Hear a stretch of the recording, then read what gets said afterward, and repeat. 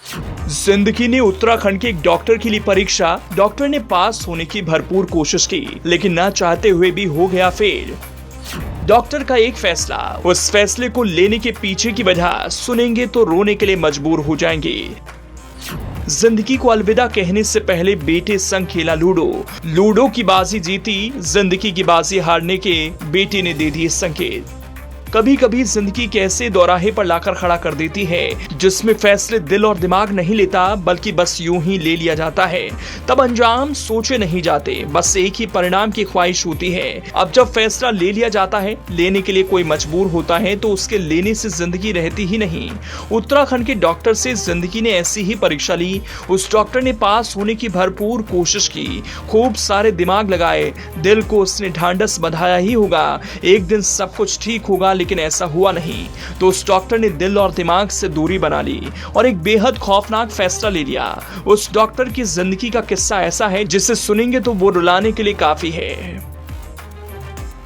पत्नी की बीमारी, पैसों की कमी, बेटी की पढ़ाई बंद होना, आर्थिक रूप से टूटकर उत्तराखंड के उधम सिंह नगर में रहने वाले डॉक्टर का उठाया आत्मघाती कदम उनके बच्चों को ऐसा दर्द दे गया जो शायद ही वो कभी भूल सकेंगे। कुछ घंटे पहले तक जिस परिवार में खुशियां थी, अब वो मातम में बदल चुकी हैं। मौत के इंजेक्शन ने डॉक्टर और उसकी बीमार पत्नी को गहरी नींद में सुला दिया। मूल रूप से देहरादून के रहने वाले डॉक्टर इंद्रेश शर्मा उधम सिंह नगर जिले के काशीपुर में एक निजी हॉस्पिटल में सेवाएं देते थे। करीब 10 से 12 साल पहले वो पत्नी वर्षा शर्मा, बेटी देवांशी और बेटे ईशान के साथ काशीपुर आ गए थे।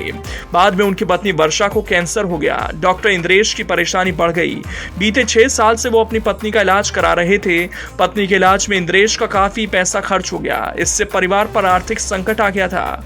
पत्नी के इलाज के लिए डॉक्टर ने कई लोगों से कर्ज भी लिया। बीमारी के कारण वर्षा के शरीर में खून की कमी हो जाती थी, तो इंद्रेश ने खुद कई बार पत्नी को अपना खून दिया। बार बार ब्लड डोनेट करने से इंद्रेश की तबीयत भी खराब होने लगी। वहीं इंद्रेश पत्नी और बेटे के साथ किराए के मकान में रहते थे। इस मकान में वो दिसंबर 2022 में रहने के लिए आए थे।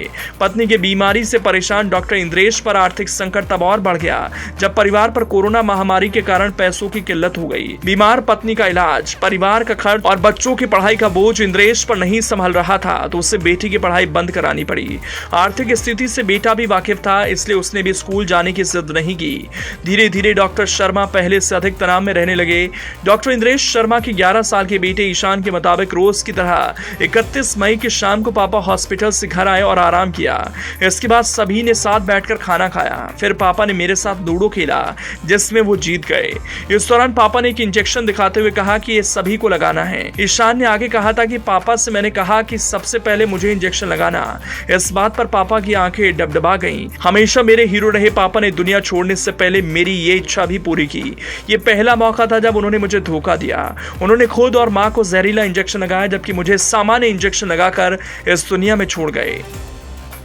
ईशान आगे कहता है कि अगली सुबह यानी 1 जून को उठने के बाद वो सबसे पहले अपनी मां को उठाने गया। आवाज दी, मां का कोई जवाब नहीं आया। हिलाया डुलाया तो भी मां जागी नहीं। उसने मशीन से उनकी पल्स चेक की, जिसमें सीधी लाइन नजर आई। फिर वो अपने पापा के पास गया, उनको चेक किया। उनकी आंखें खुली हुई थी, लेकिन सांस नहीं चल रही थी। फिर मैंने रिश्तेदार और पड़ोसियों को मम्मी पापा के बारे में बताया। घटना के सामने आने के बाद डॉक्टर इंद्रेश शर्मा और उनकी पत्नी का पोस्टमार्टम पैनल की देखरेख में कराया गया था। बाद में दोनों के शवों को परिवार को सौंप दिया गया। 1 जून की शाम को डॉक्टर इंद्रेश शर्मा और उनकी पत्नी का अंतिम संस्कार कर दिया गया। 11 साल के बेटे ईशान ने अपने माता पिता को मुखाग्नि दी। इस दौरान दोनों भाई बहन बिलख बिलख कर रोते दिखे।